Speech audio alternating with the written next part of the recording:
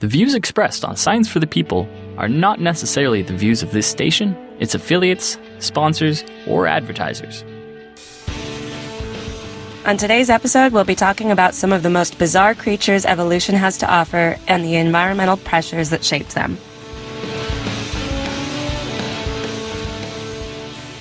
Welcome to Science for the People. I'm Jessie Yaros. I'm here with Matt Simon, a science journalist at Wired Magazine, where he writes the Absurd Creature of the Week column.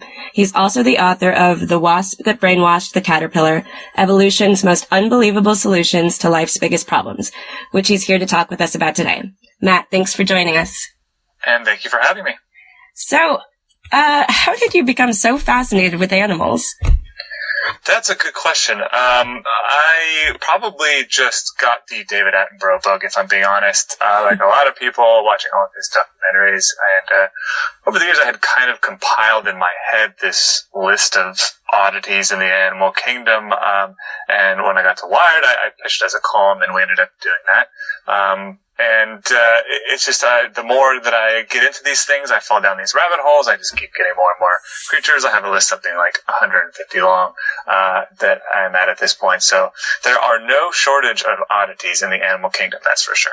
Yeah, and your book is a great example of that. Do you recall one of those early oddities that really got you hooked on, animals? Yeah, so it must have been the zombie ant, which comes up in this book. It is by far the most bizarre interaction between two creatures in the animal kingdom.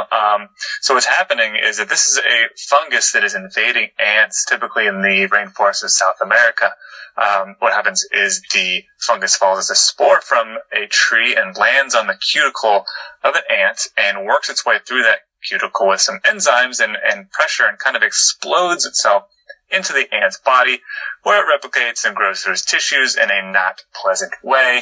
Eventually it ends up surrounding the brain and releasing chemicals that actually drive the ant out of the colony and back up into a tree, always about 10 inches off the ground, always pointing northwest, and always at about noon during the day. It's consistent, very, very consistent and bizarre in that way. Conveniently, the fungus has placed the ant above the colony's trail. So when it grows as a stalk out of the back of the ant's head, it rains down on all the colony mates below and infects them, and it keeps going as a pretty nasty cycle that the colony has to deal with day to day. It's a crazy example of this sort of push and pull you talk about a lot in the book of a certain animal or host evolving with and against its own parasite. So do you have any examples of how this type of ant has evolved certain traits to combat this zombie fungus? Yeah, so oddly enough, what appears to have happened over evolutionary time is the fungus has commandeered the ant's brain, specifically because the ants have very sophisticated defenses to keep out intruders. So this is called social immunity. What the ants are doing is keeping a lookout for their comrades that are acting bizarre, because that's probably an indication that that is infected with something that you do not want in the colony. So what happens is if an ant is stumbling around looking sick, one of her nestmates will pick her up and drag her out of the colony and unceremoniously dump her in a graveyard.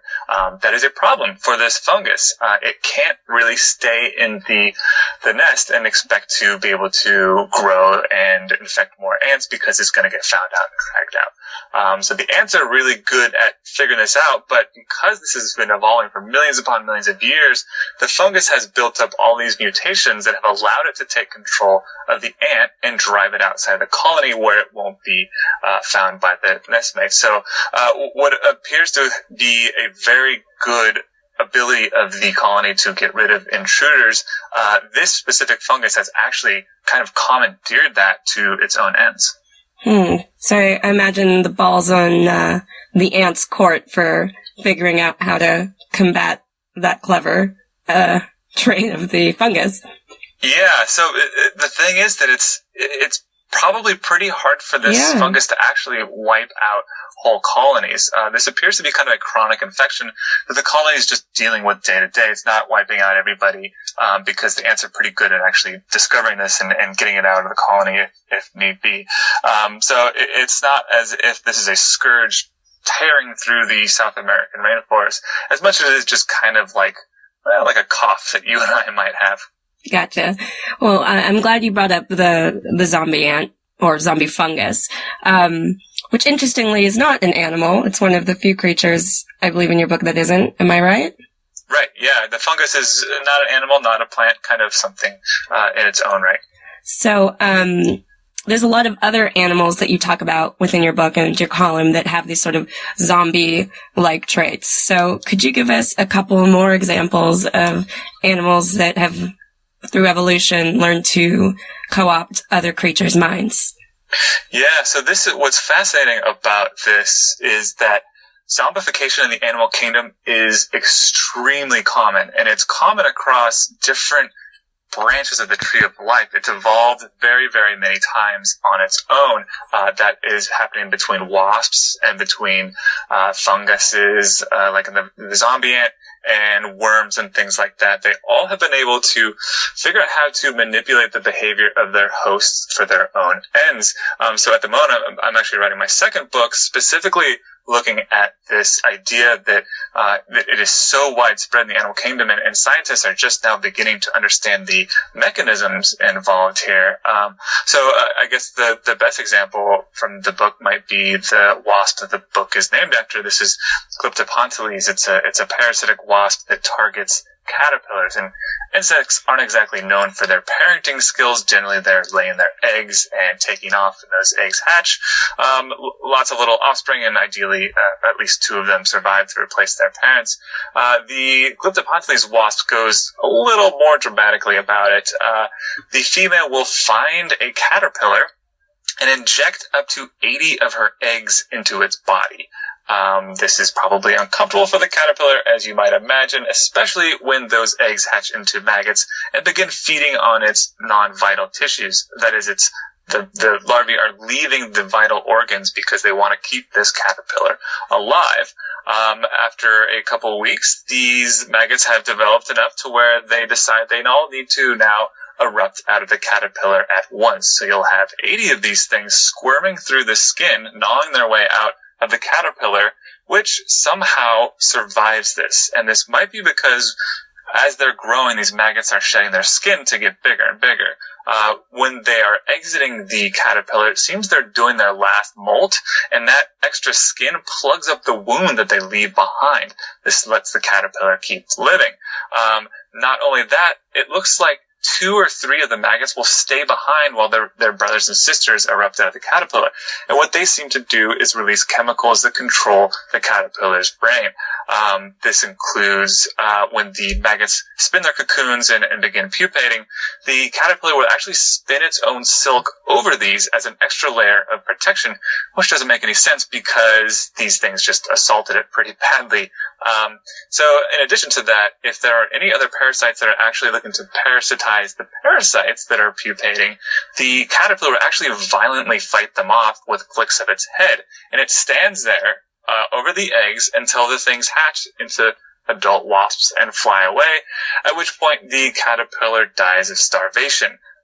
This is not acceptable behavior for a caterpillar unless there is some sort of behavioral manipulation going on with these maggots still inside of its body. So those 2 or 3 maggots are sacrificing themselves for the good of their brothers and sisters, which from a natural selection perspective doesn't seem to make sense because you're supposed to be selfish, right? You want to be able to pass down your own genes. But what's actually happening here is that by controlling the caterpillar's brain, it's actually turning into a bodyguard, and these 2 or 3 that stay behind are protecting their brothers and sisters in a way, and their genes get to go to the next generation by way of their siblings. So it's a remarkable example of natural selection working in ways that you just would never expect. Yeah, I mean, I study neuroscience for a living, and I still can't get my head wrapped around how many different chemicals must be involved in eliciting these behaviors. Because if we think about it, the zombie fungus in the control of the ants, must be at least controlling motor function. But the parasites, the larvae in the caterpillars, not only are probably controlling motor function, but aggression. Do you know anything about how exactly the physiological mechanisms of zombification may happen and work? Yeah, that's where it's getting really interesting. This is kind of an emerging science, looking at the mechanisms involved.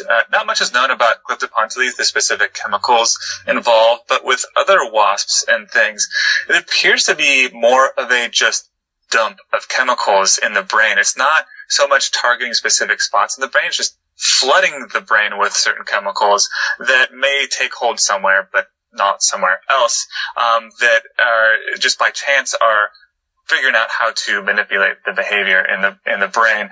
And it's varying from creature to creature. With the fungus, the interesting work coming out of that is that it's not just dumping chemicals on the brain when it kind of surrounds it as a film. It never actually penetrates the brain per se, but sticks to the area around it.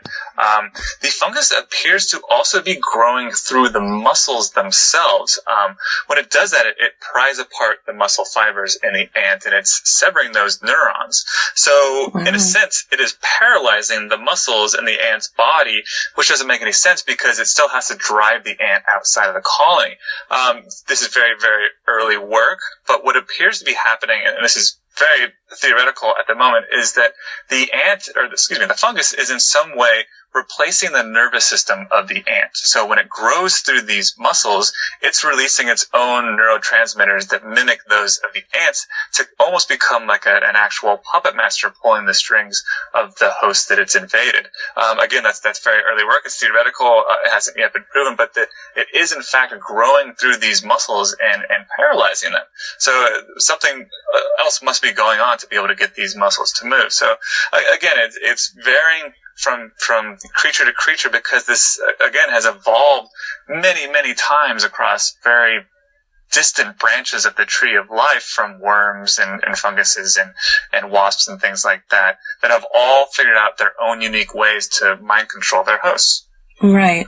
So could you give us a hypothetical scenario of over time how an ant species and the pressures put upon it might lead it to evolve such traits that require a release of different neurotransmitters or hormones into another animal?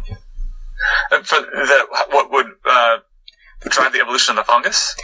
What would, drive the evolution of the fungus, or even just a wasp to, what kind of mutations over time would lead to this ability?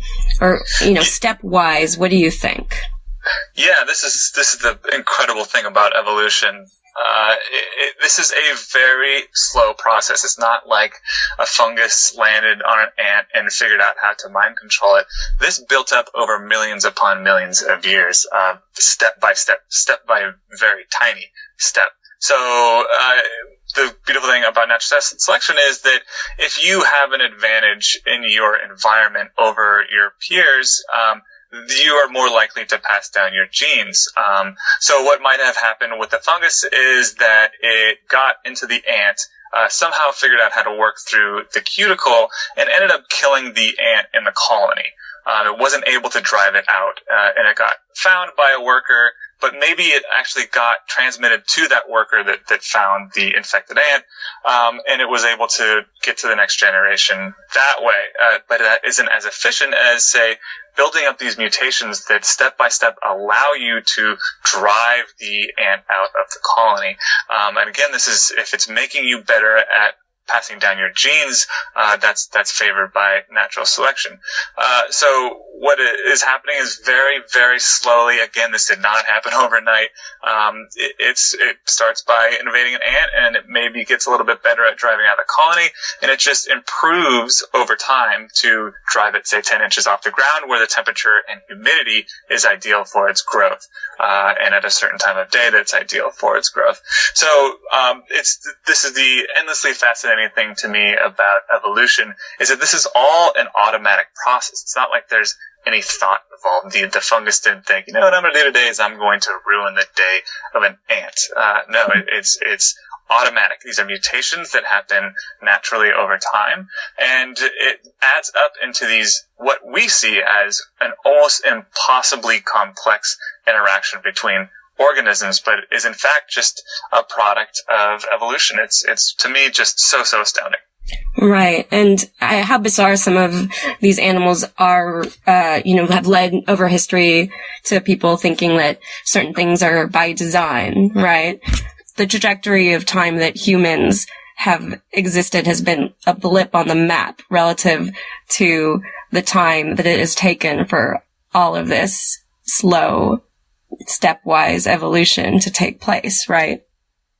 Yeah, but I mean, when you think about it, the interesting thing about humans is that we have our own ancestors, right? Our ancestors were mammals, of course, like us, and that developed into something that we, as humans, would see as more complex, right?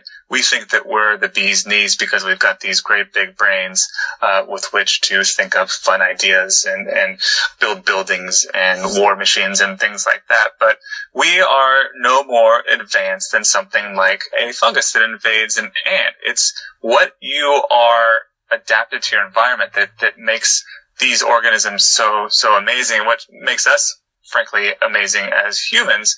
But yeah, we all have our origins 3.5 billion years ago when life started on this planet, and we split off in different ways. We're mammals. We have our mammal friends and dogs and cats and things like that. But that makes it no less interesting that elsewhere in the animal kingdom, these complex interactions are going on, and they've been built by the same forces of natural selection. And that's not to say that you can't believe in a higher power, but you have to be able to believe in the very proven mechanisms of natural selection building these mind-blowingly complex creatures. Right. So for our listeners, you gave a great example in the book of very simple natural selection manifestation with these moths during the Industrial Revolution. Yeah. Could you explain that to us a little bit more? Yeah, this is so fascinating. This is actually watching evolution in action.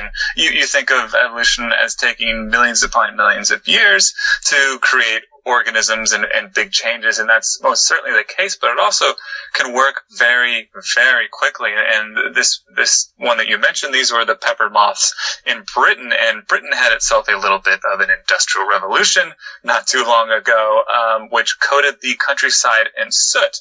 And when that happened, the trees themselves, the bark in particular, grew blackened, and that was a problem for this kind of cream-colored speckled moth because it used that bark to blend in to avoid predators. So now that bark is black, it's sticking out like a sore thumb. And over not that many generations, just a couple of decades, you saw this population shift from this cream-colored moth into something that is very, very dark and almost a soot-like color.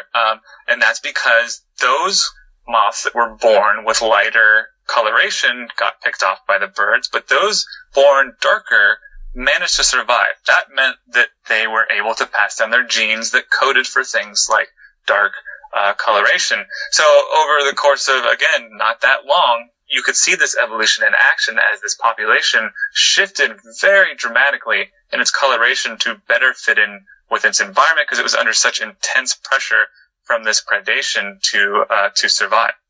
Right. And it is interesting what you mentioned about how quick evolution was.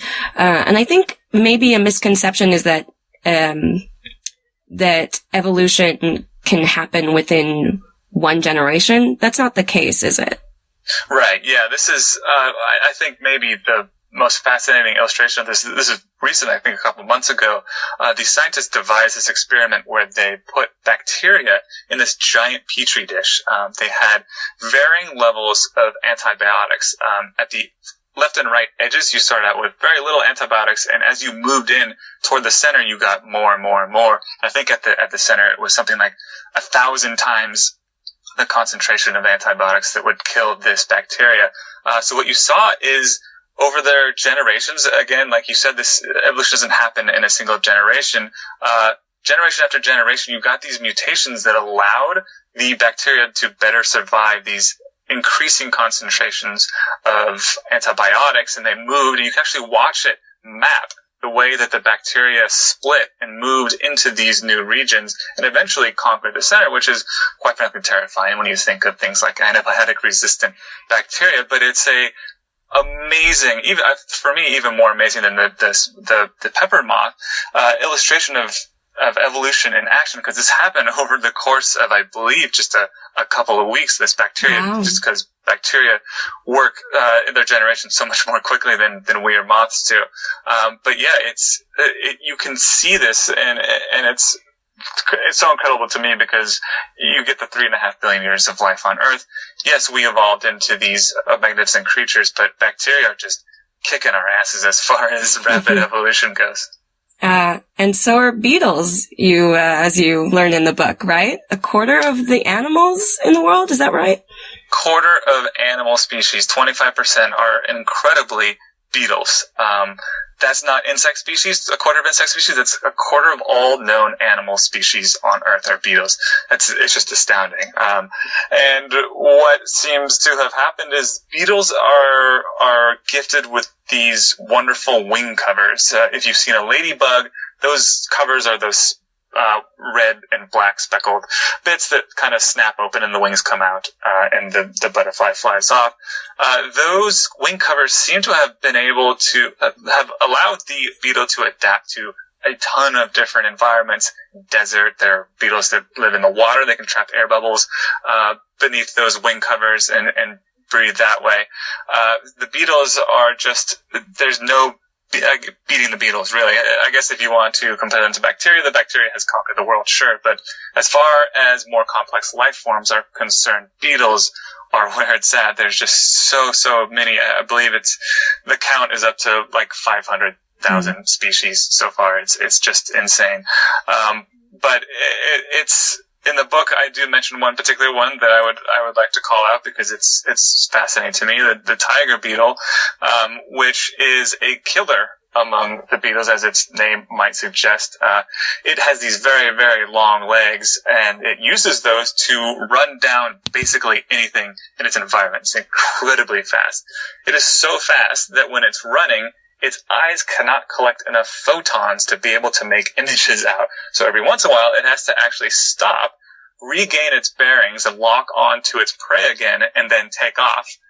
But it doesn't matter that it's stopping because it is so incredibly fast that it will run anything down and tear it to pieces with these giant jaws. So definitely a different mode of life from the ladybug, of course, but still, these beetles are just everywhere, and they are so diverse and so incredible. Yeah, and they're really beautiful too. I've realized that it took me a lot longer to get through your book than I expected because I had to look everything up. And that's something I really enjoyed. And there was even a point where I believe you encouraged the reader to go look up a video of the lyrebird. And yeah. I'm wondering whether this was something you thought about, at least in this day and age with all of as technology and phones as our companions, whether that would be an aid in helping readers really interact with the animals that you're describing. Yeah, I don't know. Maybe I might be encouraging distraction with that, but I think it's a really good supplement.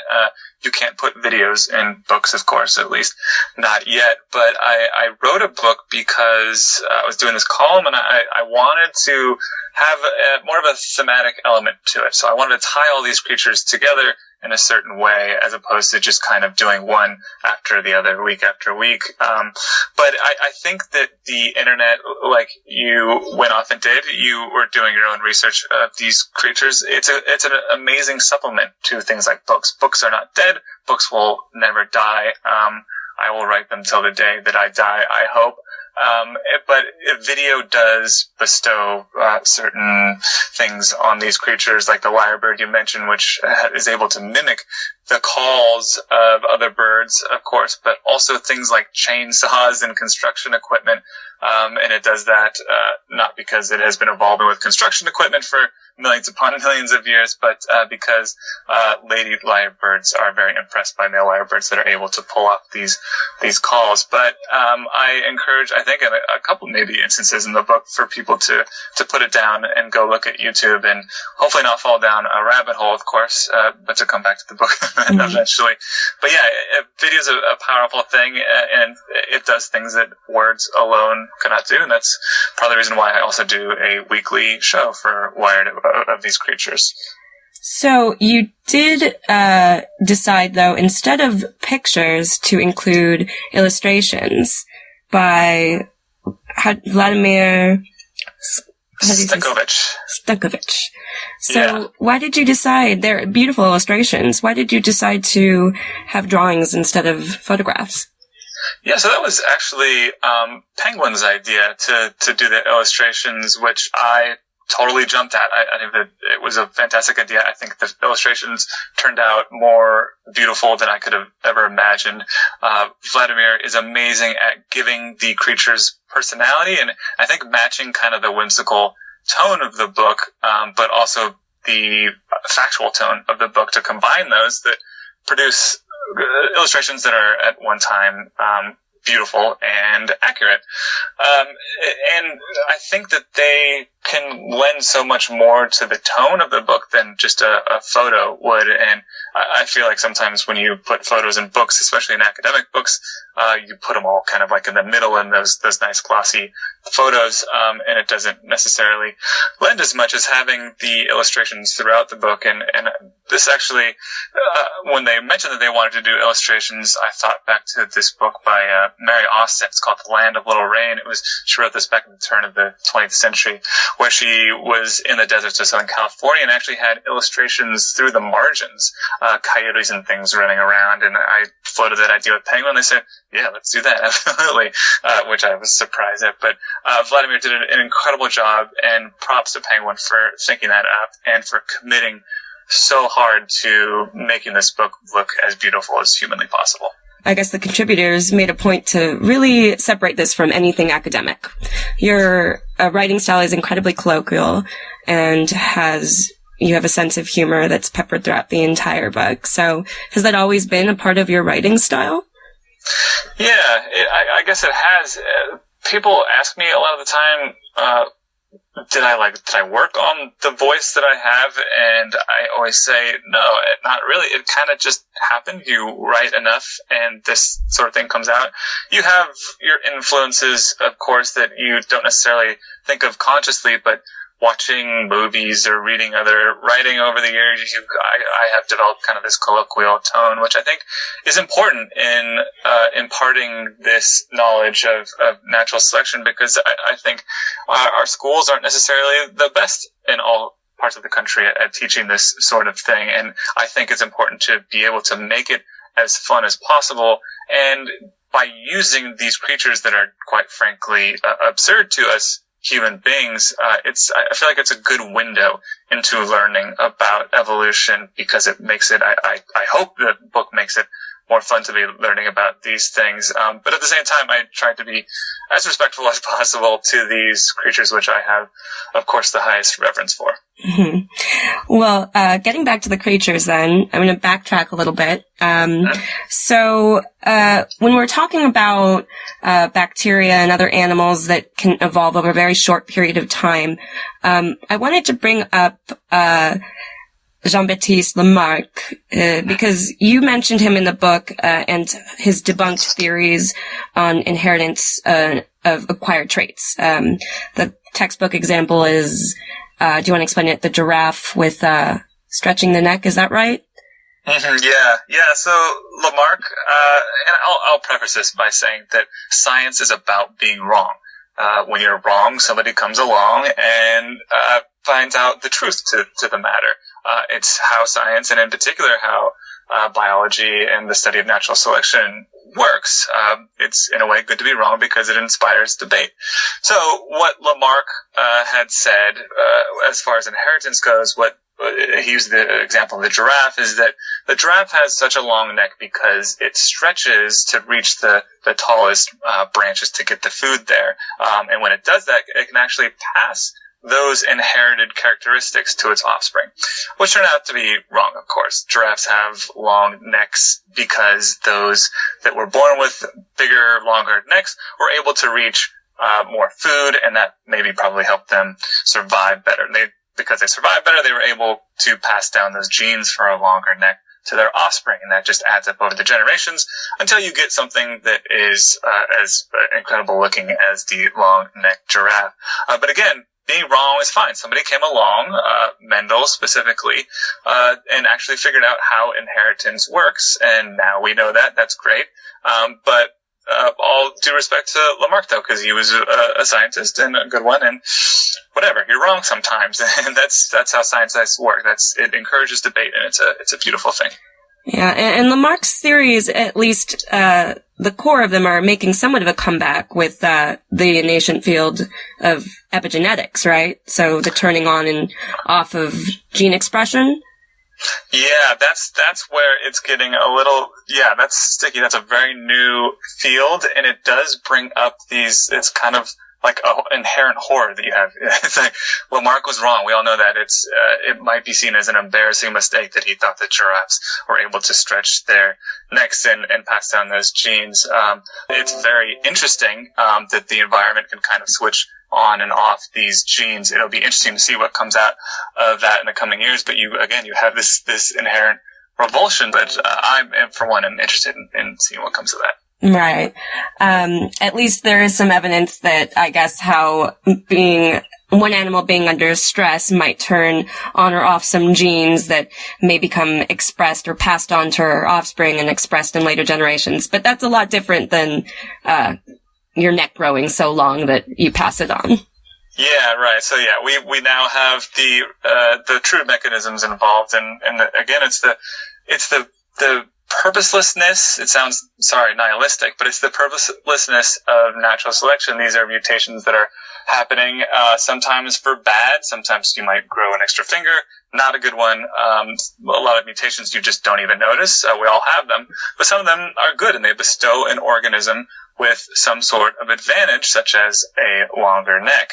But to me, it's just so fascinating that the 3.5 billion year journey of life on Earth has been with this kind of an accidental process. Right. And in keeping with talking about some of the historical figures and researchers and discovery of animals and evolution, you mention or talk a lot about several, at least to my knowledge, unsung naturalists, including Alfred Russel Wallace and Maria Sibylla Merian. Could you tell us a bit about their backgrounds and discoveries, because they seem a bit different than Charles Darwin's? Yeah, so the fascinating thing about Alfred Russel Wallace was that he was doing the same kind of work that Darwin was. He was a little more difficult in his journeys. He was traipsing through jungles for many years at a time, getting malaria several times, ending up very, very poorly in a lot of respects. Darwin's journey was a bit different. He was sat on a boat, which was a miserable experience in its own right, but he had the most comfortable quarters you could possibly get, really, in a boat of that day. And when he was on land, he was able to stay with expats and things like that in South America. But, I mean, Darwin, of course, didn't think up his idea of evolution by natural selection while he was in South America. They actually came to him afterwards. But while he was formulating these ideas and kind of teasing out this theory of evolution by natural selection, Alfred Russel Wallace was in the Malay archipelago doing the same kind of collecting of specimens. He would ship them back to England for sale. That's how he made his living. But he actually, while Darwin was doing his work, he came up with this idea and sent it in a letter to Darwin, which would seem like a tragic mistake. Darwin, of course, found this horrifying, and him and his friends actually put together a paper and presented it with Alfred Russel Wallace's paper at the same time to a society of scientists, which didn't really make that big of a splash for whatever reason at the time. But of course it did when Darwin then went and published his book in 1859, The Origin of Species. But so Alfred Russel Wallace hasn't really been honored, I don't think, for his contributions. He thought of the same exact thing as Darwin did. Darwin was far ahead of him. He had a much more developed sense of this theory, but it's the same idea that these mutations happen in species, and a lot of species die because they aren't necessarily best adapted to their environment, and that's kind of what's driving the history of life on Earth. And the other naturalist that you mentioned, Maria, she was a European, but at one point decided that she wanted to study why caterpillars turn into butterflies. It was a mystery at the time.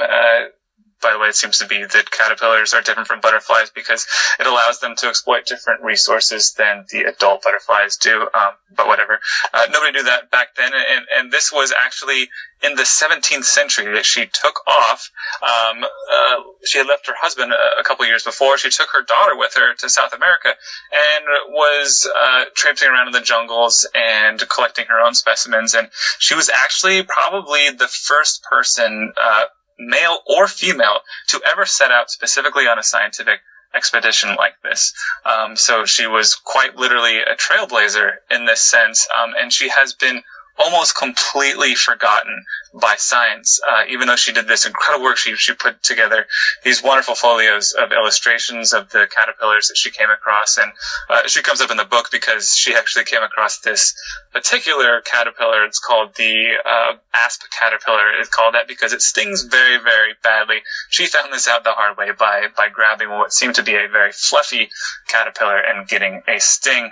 This also happens these days very, very often in South America as well as in Southern United States. But she did not get her credit. There was a book written about her a couple years ago, which is great. But it's a shame that she was so badly forgotten in science, especially considering, again, she was probably the first person to go about a journey like this. Well, it's great that you bring attention to them in the book because I definitely learned something new. So we'll be right back after this. Science for the People is a weekly radio show and podcast that explores everyday life from a scientific perspective.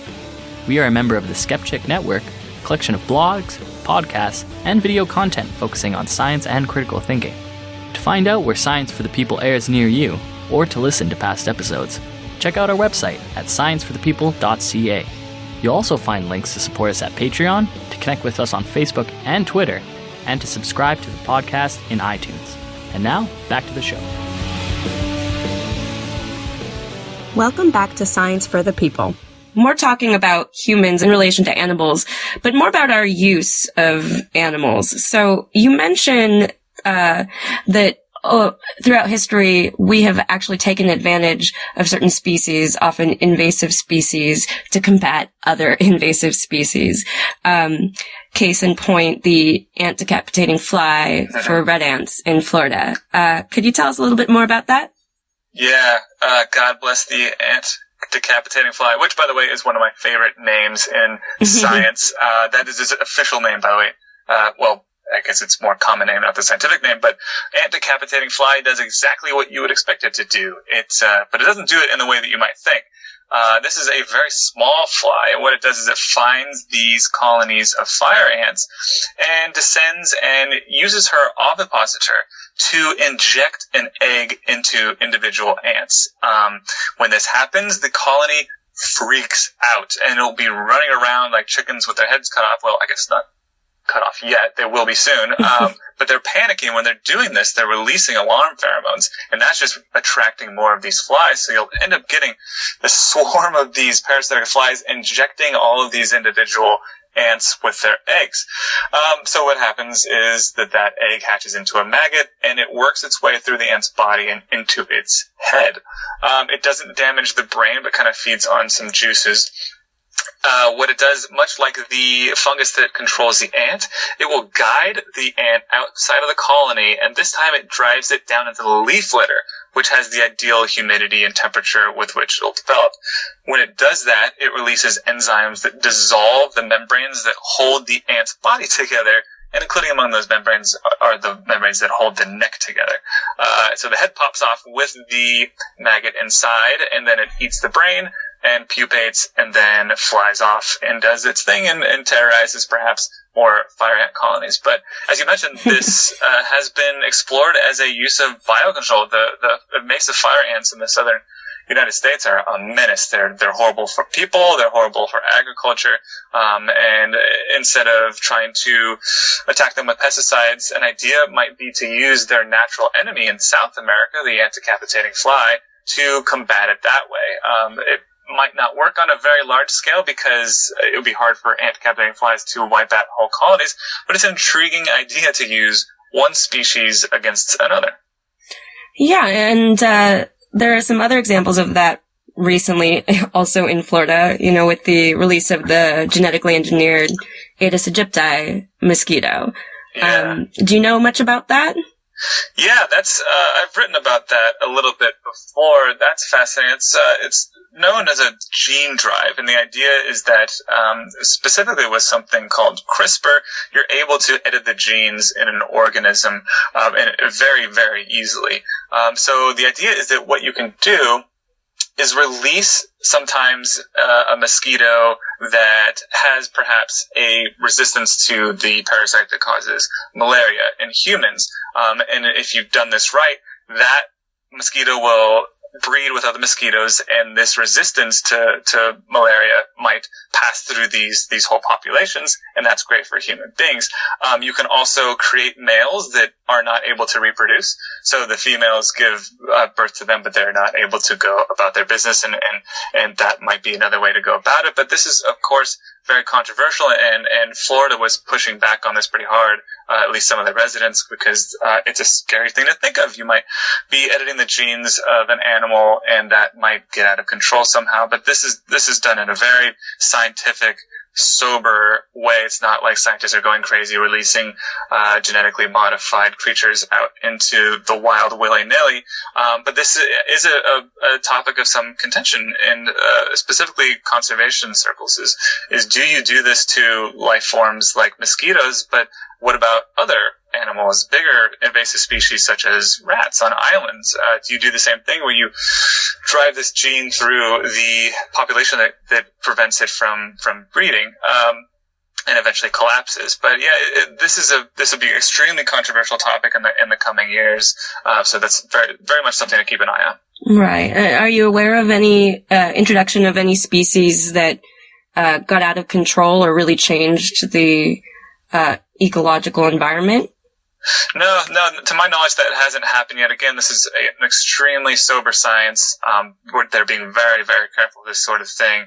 But, I don't foresee that ever becoming a real issue, because this isn't like a mad scientist throwing out these genes into the population on a whim. So in keeping with the theme of humans using animals, you mentioned we're all aware that a lot of animal research takes place, but you mentioned some interesting studies that are happening on these bizarre creatures, including the axolotls and the naked mole rats, for limb regeneration and I guess tumor growth suppression. Could you tell us a bit about those studies and any other cool studies happening in science based on any of these interesting creatures?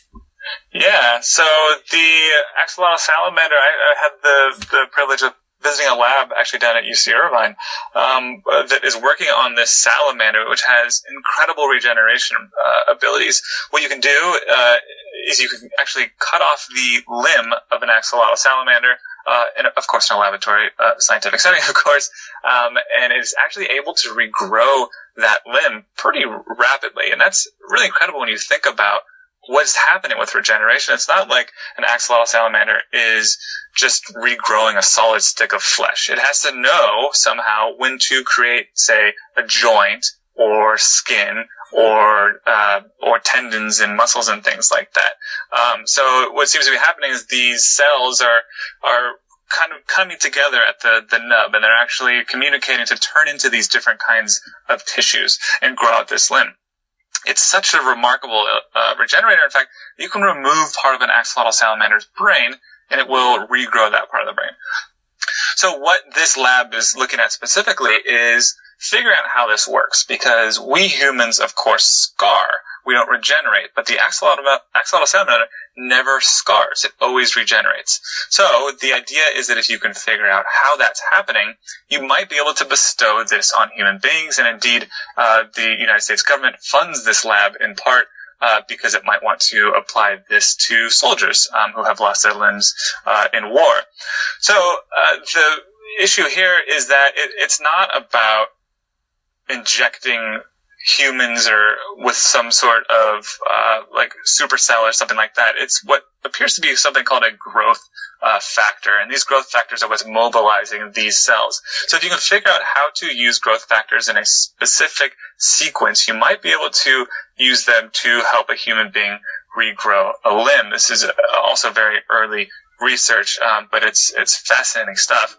Right. And exploring growth factors could also be tremendous for just regrowth of neurons and combating paralysis as well. Right. Yeah. So yeah, and there's so much to learn from these axolotl salamanders and how they're mobilizing these growth factors, because they go about healing in a completely different way than we do.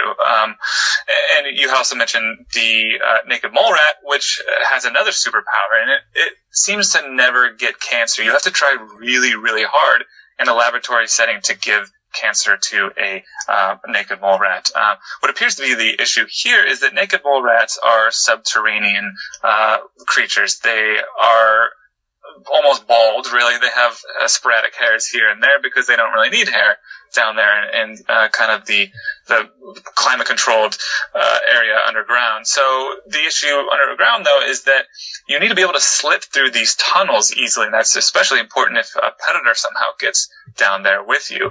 What the naked mole rat has for this is incredibly stretchy skin, and that allows it to get through these tight squeezes. That skin comes about because of a certain chemical that also seems to have anti-cancer properties. So the idea is that if we can figure out how this chemical is working inside the body of the naked mole rat, we might be able to somehow mobilize that in our own bodies. So that's also very early research. But yeah, beyond being odd, of course, these creatures do have a lot to teach science as far as human health goes. Great. So another interesting theme that ran throughout your book were animals whose external conditions dictated their gender. Could you tell us a bit about some of these examples? So which ones? So we got the tongue-eating isopod as one, and I believe the worm-eating bones, or the bone-eating worms. Both eating. Yeah, so yeah, that would be the tongue-eating isopod, which is a gnarly little creature. What it does is it lives out in the open ocean. It's a little crustacean, and what it does is it parasitizes snapper, the fish. So what happens when it gets into a snapper's gills, it will hold tight and just bide its time until another tongue-eating isopod comes into the fish. And I should mention that these are all starting out as males. So 2 males are now inside the fish. The first one that got there then transforms into a female, and then she makes her way through the gills and into the snapper's mouth. Mind you, the snapper is still very much alive for this, and it cannot be very comfortable because the tongue-eating isopod latches onto its tongue and begins sucking the blood out of it. That, of course, atrophies the tongue away, and the tongue-eating isopod will grow so big that it will actually functionally replace the tongue of the snapper, which is a level of horrifying that I don't think we human beings are able to even comprehend. And there's some terrible photos of fishermen catching snapper. Yeah, somebody actually made a horror movie about it. I think the parasites made the jump from fish to human beings, and I refuse to watch that damn movie. No way. And then at this point, the female mates with the male who kind of comes out of the gills. They do their thing. She will produce her young, which will come out of the fish's mouth or back through the gills and out. And then her life is complete. She's done her part of reproducing. She'll then let go and either be swallowed by the snapper or just kind of fall out of its mouth. But either way, the snapper will perish because it cannot feed without a tongue to grind food against its mouth with. So this is a fascinating case of the sex switching once another individual gets into the host. And that makes really good sense, because if you end up in a host as a male and another male comes in, that doesn't do you any good, and it could be just you two that ever find that one fish. But if one of you is able to turn into the opposite sex, you're then able to reproduce. So fascinating case of sex changing here very rapidly and in a very really weird way to be like abusing a fish like that. Not only can it not feed anymore, but it's got these isopods having sex in its mouth. Well, that is appetizing. So I don't know if our listeners know this, but I do. There's one of those videos on YouTube about everything wrong with the movie Finding Nemo. And have you seen this, where they say that if, in the beginning of the movie where the nest is destroyed, Marlin, the father figure, would have turned into a mother figure. Do you know if that's right? Of clownfish? I have never heard that. That's the clownfish, right? Yeah. Something to explore. I have not heard that. No. I haven't double checked, so.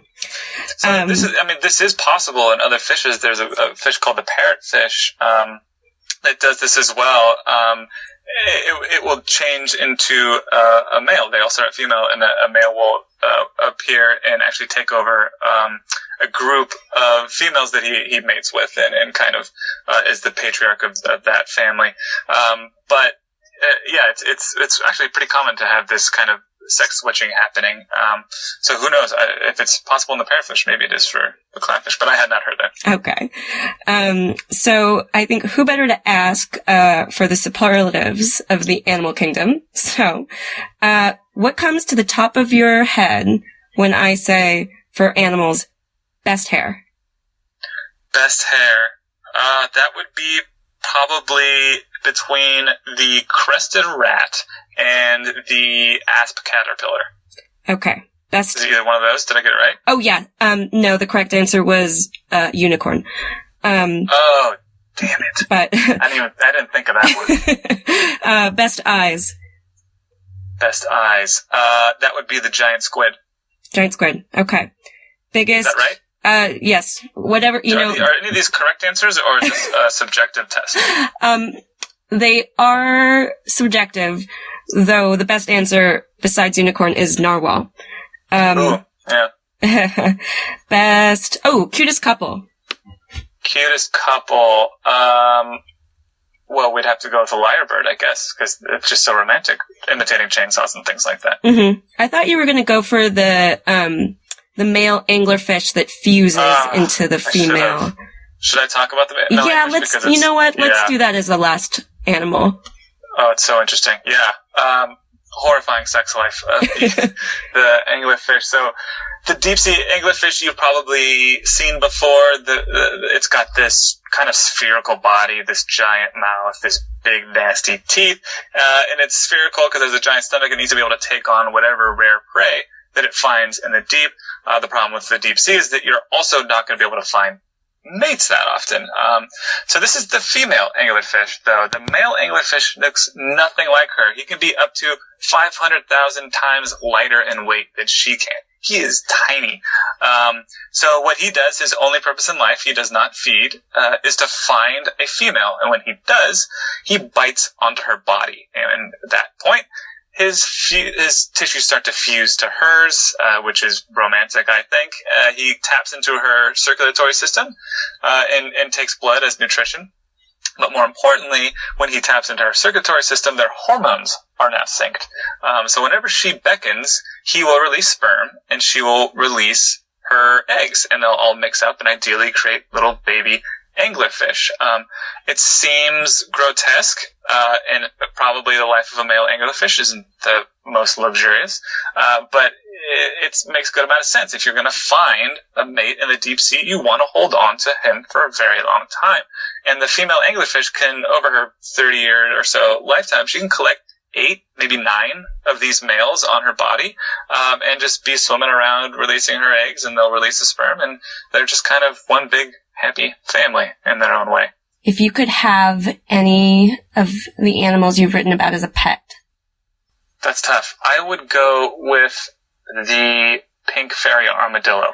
So cute. The pink fairy armadillo is like no other armadillo on Earth, in the sense that it doesn't use its shell for protection. It has this very thin band of shell at the top of its body. It is, like its name suggests, pink, and that's because blood vessels are actually showing through the flesh.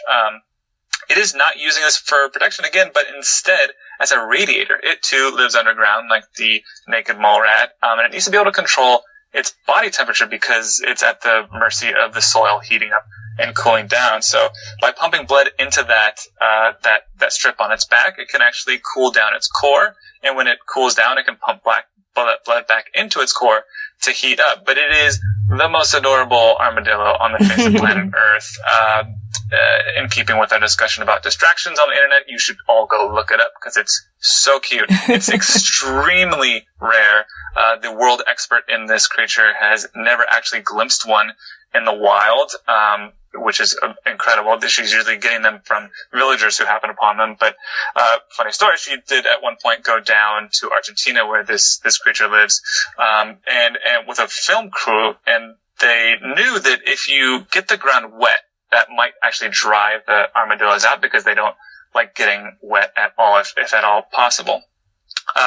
So what they did was they sprayed the desert with a hose for quite some time to see if they get them out. Didn't work at all, but I'm sure the plants at least appreciated it. What a letdown for her. Yeah, I know, right? It just did it to spite her. Mm-hmm. And more than likely. And the rareness of it, is that where the fairy name comes from?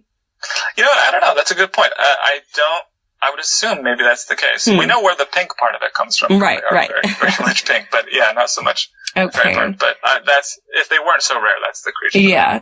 Choose as a pet. Yeah, I think after reading your book, I would choose is it the giant African land snail? Yeah. Yeah, definitely. You gotta be careful with those, though. They're very invasive. I know. I would be one of those guys that brought them to California and, they're just so, I love snails. I save them whenever it rains, or I try to.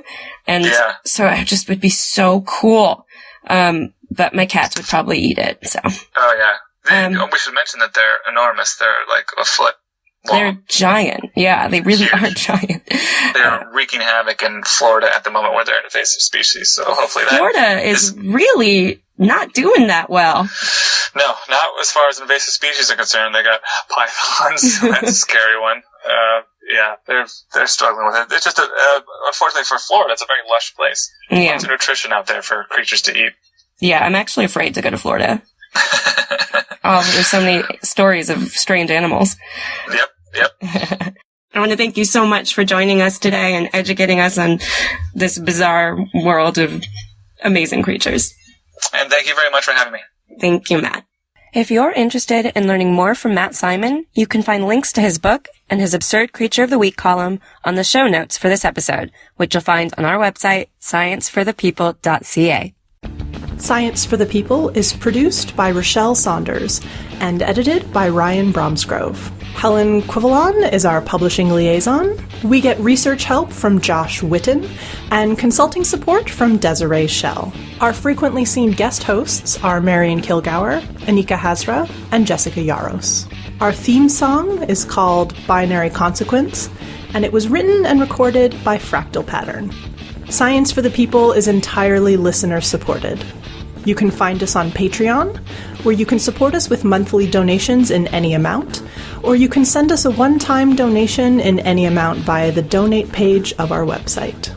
Science for the People is created in partnership with the Skepchick Network, a collection of blogs, podcasts, and video content focusing on the intersection of science, popular culture, politics, and social justice. You can find out more about Skepchick at skepchick.org. The show is hosted by science news writer Bethany Brookshire and me, Rochelle Saunders.